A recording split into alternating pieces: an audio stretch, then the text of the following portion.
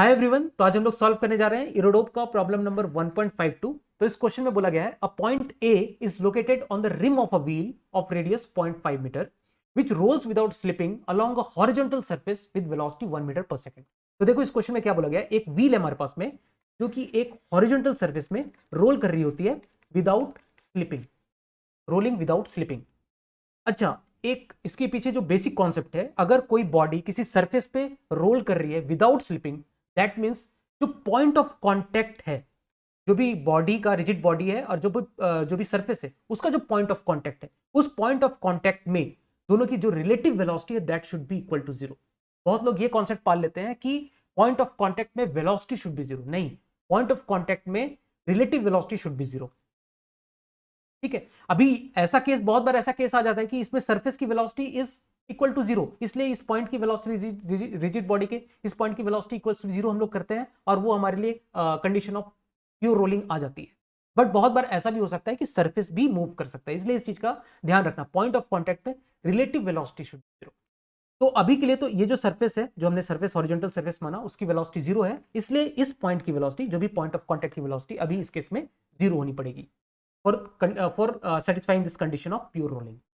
ठीक है, तो सपोज मेरे पास में ये व्हील है और सपोज इसकी वेलोसिटी 1 मीटर पर सेकंड दी हुई है, इसको हम लोग वी फॉर्म में रखने देते हैं, वी।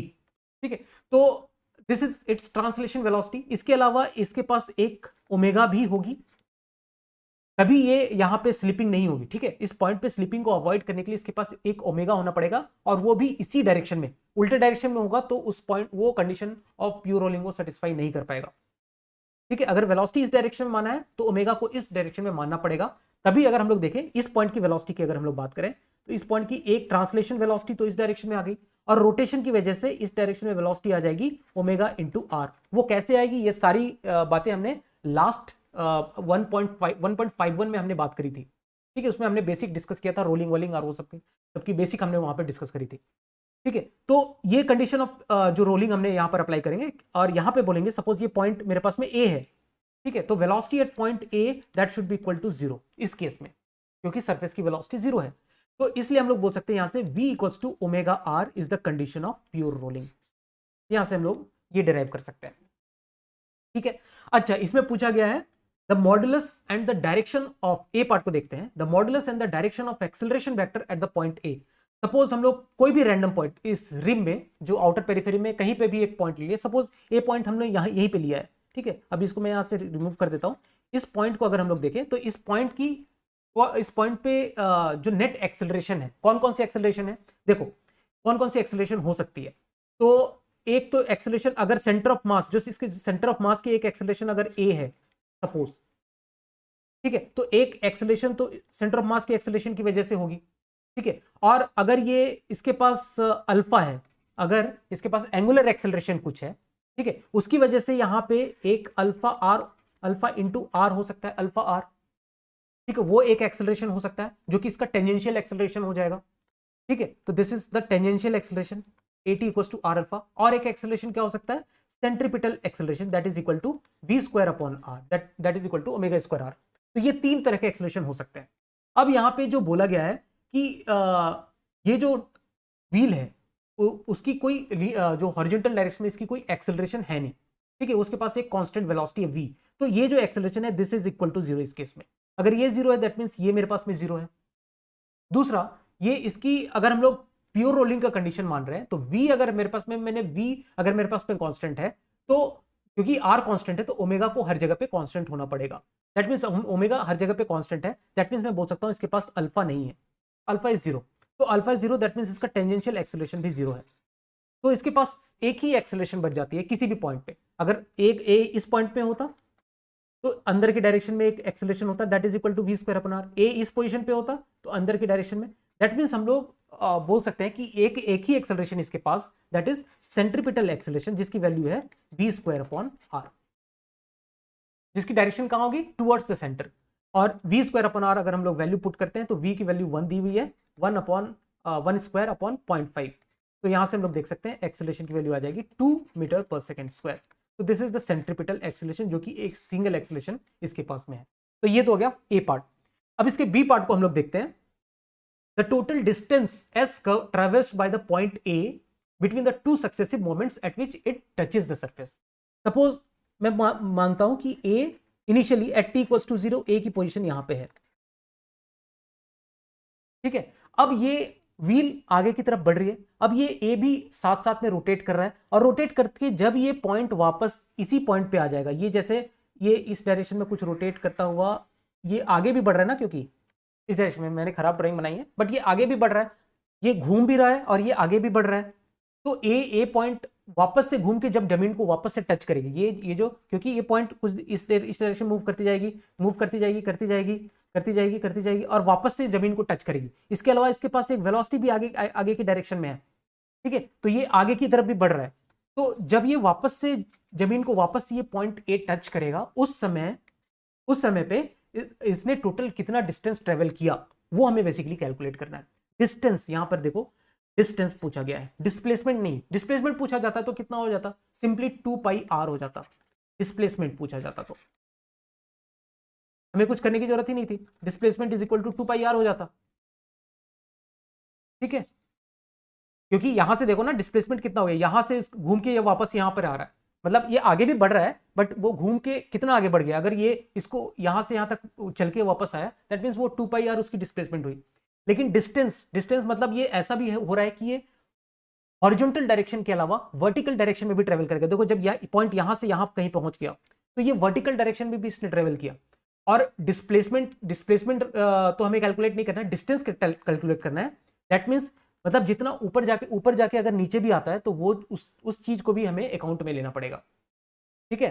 तो इसको हम लोग कुछ इस तरह से सॉल्व करेंगे। सपोज इसका सेंटर सी यहां पे कहीं पे है, ठीक है। इनिशियली टी इक्वल्स टू 0 पे इसकी लोकेशन यहां पे है, ठीक है, इस पोजीशन पे है, और हमें दिया हुआ है रोलिंग का condition v equals to omega R है हमारे पास में, ये रोलिंग का कंडीशन हमें दिया हुआ है, ठीक है। और कुछ टाइम के बाद सपोज ये थीटा यहाँ पे थीटा मूव कर जाता है, यहाँ से थीटा इस तरह से मूव कर गया, ठीक है। ए यहाँ से यहाँ पे पहुंच गया, इस पोजीशन पे पहुंच गया, ए डैश पे पहुंच गया, पॉइंट ए।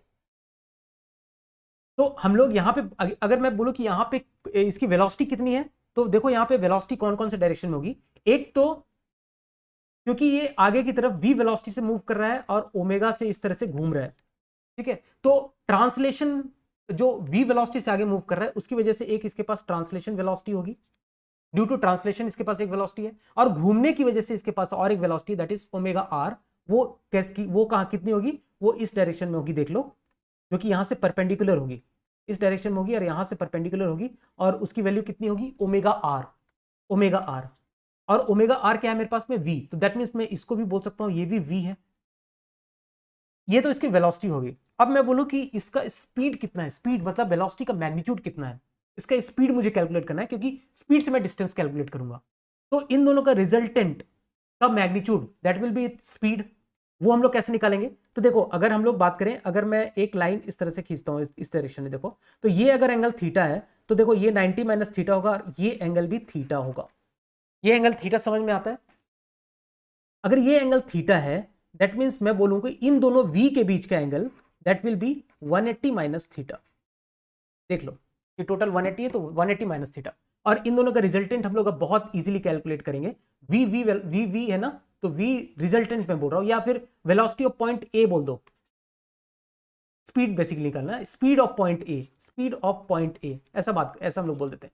स्पीड निकालनी है ना मुझे, किसी भी थीटा पे, किसी भी जनरल पॉइंट पे स्पीड ए की स्पीड कितनी है वो हमें कैलकुलेट करना है। That is equal to root over V square plus V square. Simple हम लोग वेक्टर लगा रहे हैं, a1 square plus a square plus b square plus 2ab cos theta, cos of angle between them. तो a square plus b square plus 2ab that means a into b that is 2b square, cos of angle between them, इन दोनों के बीच का angle कितना, 180 minus theta, ठीक है। दूसरा pen select करते हैं हम लोग। तो ये अगर हम लोग कैलकुलेट करने जाए तो speed of A at any theta that will be equal to 2v square plus 2v square, cos of 180 minus theta is minus cos theta, ठीक है। और यहां से हम लोग देख सकते हैं this is 2v square 1 minus cos theta, 1 minus cos theta को हम लोग लिख सकते हैं 2 साइन स्क्वायर थीटा बाई 2, और ये अगर हम लोग बाहर निकाल दें तो 2 कॉमन बाहर निकल जाएगा, v बाहर निकल जाएगा, और ये sine of theta by 2। This is speed of A, किसी थीटा पे ए की स्पीड कितनी है वो हमने निकाल दी इस पॉइंट पे, किसी भी जनरल थीटा पे ए की स्पीड कितनी है। Speed is equal to what, हमें पता है, हम लोग बोलते ना speed v equals to D S by D T. What is D S by D T? Speed is equals to rate of change of distance, this is not displacement, S is distance, S is distance, rate of change of distance with respect to time, that is speed. ठीक है, अब मैं अगर ds लिखता हूं, ds that is equal to va into D T, ऐसा हम लोग लिख सकते हैं। और मैं अगर इंटीग्रेट करूं इसको, अब देखो टाइम में कहां से कहां तक इसको इंटीग्रेट करता हूं, ये तो स्पीड है, स्पीड dt। अब टाइम मुझे डालना है, टाइम की लिमिट डालना है, तो देखो टाइम t इक्वल्स टू 0 पे हमने यहां से स्टार्ट माना था कि ये इस पोजीशन पे स्टार्ट करेगा, t इक्वल्स टू 0 से लेके t इक्वल्स टू कहां तक जाएगा, इसको एक पूरा चक्कर मार के आना है। एक पूरा चक्कर मारने में कितना टाइम लगेगा, देखो ये ओमेगा से घूम रहा है, ये ओमेगा से घूम रहा है, दैट मीन्स इसको टोटल टाइम पीरियड कितना लगेगा वापस वहां से वहां तक आने में, 2 पाई बाई ओमेगा। इतनी बात समझ में आनी चाहिए, 2 पाई बाई ओमेगा, क्योंकि ओमेगा इसकी एंगुलर वेलोसिटी है ना, तो वापस से इसी पॉइंट पे आने के लिए एक चक्कर काटने में कितना टाइम लगेगा, 2 pi by omega, time period 2 pi by omega हम लोग बोलते हैं ना। तो ये हमें बेसिकली यहां से सॉल्व करना है, इंटीग्रल ऑफ 0 से 2 पाई बाई ओमेगा और 2b साइन ऑफ, अच्छा थीटा को मैं क्या लिख सकता हूं, थीटा को मैं यहाँ पे ओमेगा टी लिख सकता हूँ, क्योंकि एंगुलर एक्सेलरेशन नहीं है। थीटा इक्वल्स टू क्या होता है, theta equals to omega T plus half alpha T square, लेकिन यहाँ पे अल्फा नहीं है, अल्फा 0 है, तो ये खत्म हो जाएगा, तो theta is equals to omega T. तो यहाँ से हम लोग थीटा को ओमेगा टी बोल रहे हैं, sine of omega T by 2, ये वैल्यू मेरे पास में आ गई। ठीक है, अब इसको हम लोग अगर सॉल्व करें तो ये बन जाएगा मेरे पास में 2v, इसका integral will be cos of minus cos of, basically minus cos of omega T by 2, ठीक है, divided by omega by 2, omega by 2।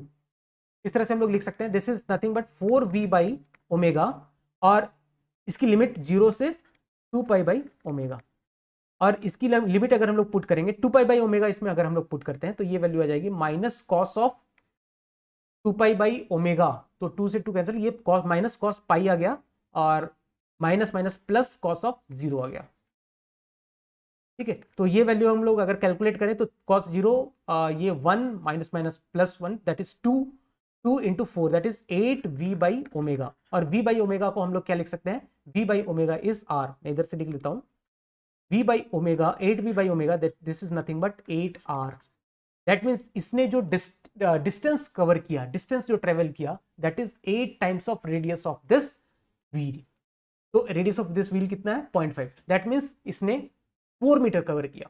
Total distance जो ट्रेवल किया, total distance that will be equal to 4 metre. तो इस तरह से इस question को हम लोग सॉल्व कर सकते हैं। Thank you so much.